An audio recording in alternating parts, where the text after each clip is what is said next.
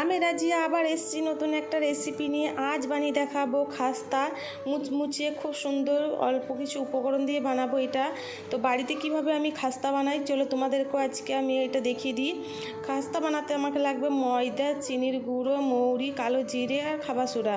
তো একে একে আমি সব উপকরণগুলো দিয়ে দিলাম। প্রথমে দিলাম কালো জিরে, খাবার সোডা, তারপরে দিলাম পরিমাণ মতো লবণ, তারপরে দিলাম আমি একটু মতো মৌরি।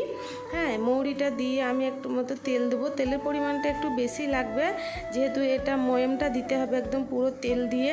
তো তেলটা এখন দিলে মুচমুচেটা বেশি হয়। তো আমি নিয়েছি ময়দাটা 500 গ্রামের মতো, আর তেলটা নিয়েছি 100 গ্রামের মতো। সাদা তেল দিয়েছি, সর্ষের তেল দিলে লাল হয়ে যাবে। আমি ময়ামটা ভালো করে দিয়ে নিয়েছি। তারপরে আমি চিনি গুঁড়োটা দিয়ে দেবো। চিনি গুঁড়োটা দিলে খুব সহজেই মেখে যায়। আর যদি গোটা চিনি দেওয়া হয় তাহলে ওটা মাখতে একটু সময় লাগবে।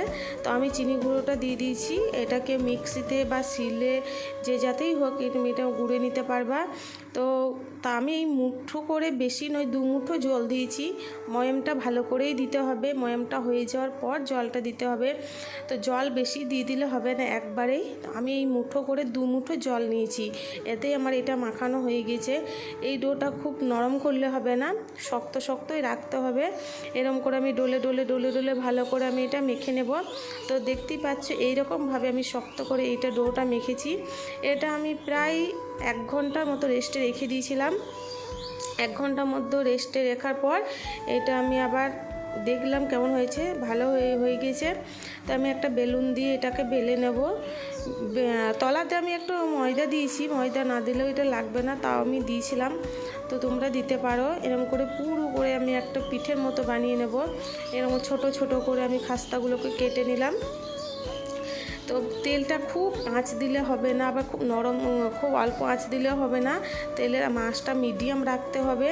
আগুনটা আমি নিই তো কাঠের আগুন, তো এটা আমি মিডিয়াম করেই নিয়েছি। খুব একটা বেশি আর তাপ পেলে পিঠে হয়ে যাবে, খাস্তাগুলো পুড়ে যাবে আর ভিতরটাও সেদ্ধ হবে না। আর যদি অল্প আঁচ দেওয়া হয় তাহলে অল্প আঁচেও কিন্তু ফেটে যাবে। তো এটা মিডিয়াম আঁচই লাগবে। এই তো আমার খাস্তাগুলো খুব ফুলো ফুলো হয়ে গেছে, দেখতেই পাচ্ছ কত সুন্দর হয়ে গেছে। এরকম করে আমি সবগুলোকেই ভাজবো। তো এপিট ওপিট করে আমি পাল্টে নিচ্ছি। এই রকম কালার চলে এলে, বাদামি কালার চলে এলে আমি এগুলোকে তুলে নেব।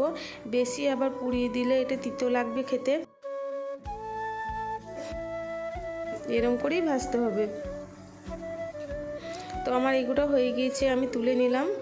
আবার আমি কিছুটা ভাজতে দিয়ে দেবো একদম অল্প আঁচে। দেখতেই পাচ্ছ তোমরা সবাই যে কীরকম আমি আঁচটা দিয়েছি, অল্প আঁচেই দিতে হবে এটা।